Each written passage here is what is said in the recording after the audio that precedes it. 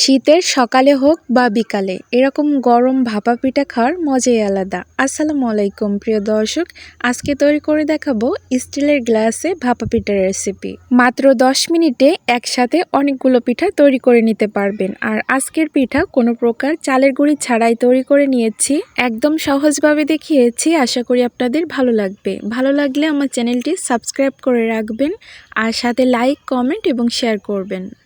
তো আর কথা না বাড়িয়ে চলে যাচ্ছি পিঠা তৈরি করতে। পিঠা তৈরি করার জন্য প্রথমে আমি পুর তৈরি করে নেব। আর এর জন্য আমি এখানে নিয়েছি 1 কাপ নারকেল কোড়ানো, আর এরপর দিয়েছি 1/3 কাপের মতো গুড়, আর দিয়েছি সামান্য লবণ। এখানে গুড়টা আমি আমার পছন্দ অনুযায়ী দিয়েছি, আপনারা আপনাদের স্বাদ অনুযায়ী দিয়ে নেবেন। তো জাল করতে করতে যখন এরকম আঠালো পর্যায়ে চলে আসবে, ওই পর্যায়ে কিন্তু চুলাটা অফ করে এটা নামিয়ে নিতে হবে। তো এই পুরটা এখন আমি নামিয়ে নিব। অন্য একটা পাত্রে নিয়েছি 1 কাপ সুজি, আর এর ভিতরে দিয়ে দিচ্ছি সামান্য লবণ। আজকের পিঠাটা আমি সুজি দিয়ে তৈরি করব। তো এখানে আমি 2 চা চামচ গুঁড়া দুধ দিয়ে দিলাম।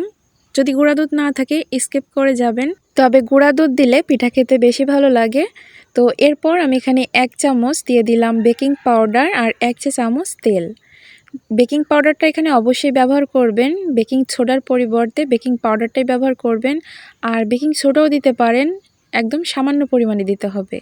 এরপর আমি এখানে দিচ্ছি আগে থেকে জাল করে নেওয়া 1 কাপ দুধ।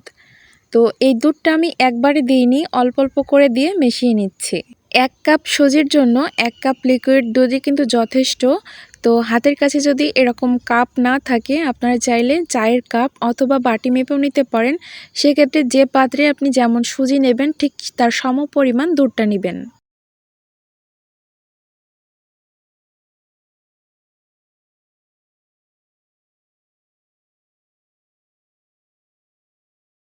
পিঠা তৈরি করার জন্য ব্যাটারটা আমার একদম রেডি হয়ে গিয়েছে, আর ঘনত্বটা দেখলেই কিন্তু বুঝতে পারছেন কেমন হয়েছে। তো পিঠা তৈরি করার জন্য আমি এরকম একটা স্টিলের গ্লাস নিয়েছি, আর গ্লাসটা কিন্তু তেল দিয়ে ভালো করে ব্রাশ করে নিয়েছি। আর এরপর আমি এখন এই ব্যাটারটা দিয়ে দিচ্ছি।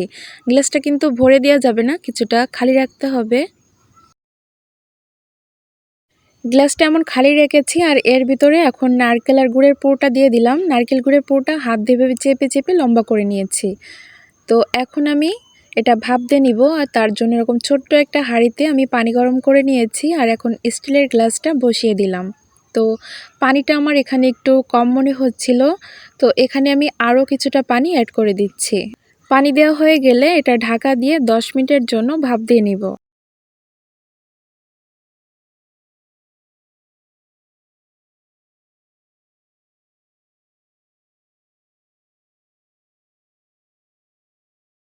তো চলে আসলাম 10 মিনিট পর, আর এখন একটা টুথপিক দিয়ে চেক করে দেখছি পিঠাটা ঠিক ভেতর থেকে কতটা হয়েছে।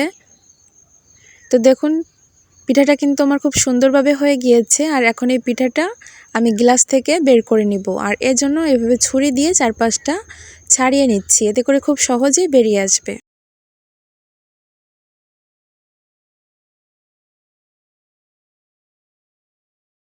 গ্লাসের চারপাশটা ছাড়িয়ে দেওয়ার পর এভাবে হালকা ঝাঁকি দিলে পিঠাটা বেরিয়ে আসবে।